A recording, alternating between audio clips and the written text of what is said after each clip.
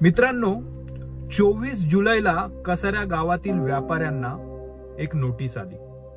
ही notice फक्त 1 किंवा 2 व्यापाऱ्यांना आली नव्हती, तर गावातील तब्बल 50 व्यापाऱ्यांना आली होती।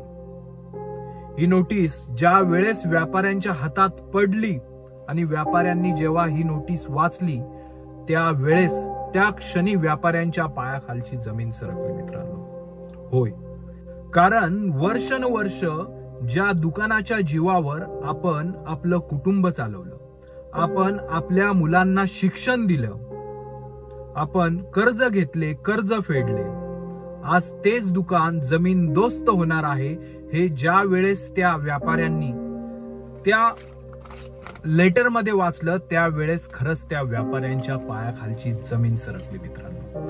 आज ह्याच महत्वाच्या विषयावरती मी चर्चा करणार आहे, या विषयावरती मी बोलणार आहे मित्रांनो, आज कसाऱ्या गावातील 50 पेक्षा जास्त त्या व्यापाऱ्यांना आपल्या मदतीची गरज आहे। मित्रांनो, गावातील व्यापारी आज चिंतेत आहेत, त्यांना रात्रीची झोप लागत नाही, कारण त्यांचं दुकान हे जमीनदोस्त होणार आहे। मित्रांनो,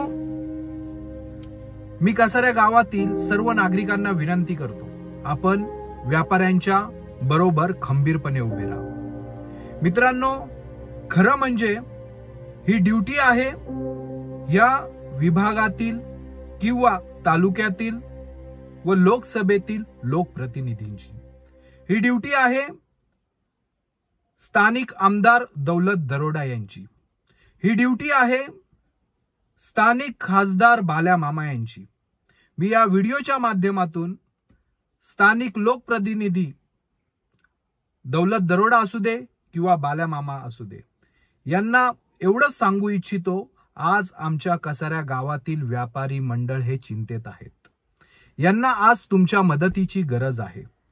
तुम्ही कसाऱ्या गावामध्ये या, आम्ही तुमचं स्वागत करतो, परंतु आज आमच्या व्यापारी बांधवांवरती जे संकट आलेलं आहे ते संकट तुम्ही दूर करा, कारण आम्ही फक्त सोशल मीडियाच्या माध्यमातून आवाज उठवू शकतो, परंतु आपण आपल्या पार्लमेंटमध्ये, विधानसभेमध्ये आपण आवाज उठवू शकता। हा विषय आहे केंद्र सरकारचा, त्यामुळे मला असं वाटतं स्थानिक खासदार बाल्या मामा यांनी या संदर्भात आवाज उठवावा, व्यापाऱ्यांवरचं संकट दूर करावं, कारण हा विषय फक्त 1 किंवा 2 व्यापाऱ्यांवरती नाही, तर तब्बल 50 व्यापाऱ्यांवरती आलेला आहे।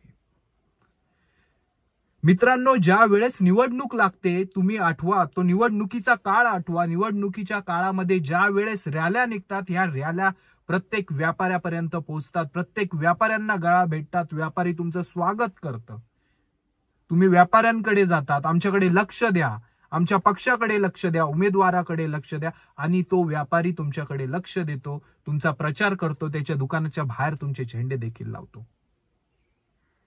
मित्रांनो, आज तो व्यापारी संकटात आहे आणि त्या संकटाला जर कोण दूर करू शकतं तर ते मला असं वाटतं लोकप्रतिनिधी आहेत।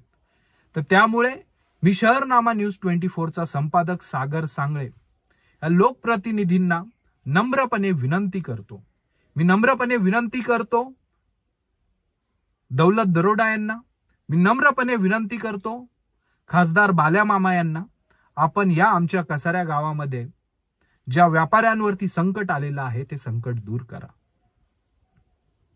हा छोटासा प्रयत्न होता तुमच्यापर्यंत पोहोचण्याचा,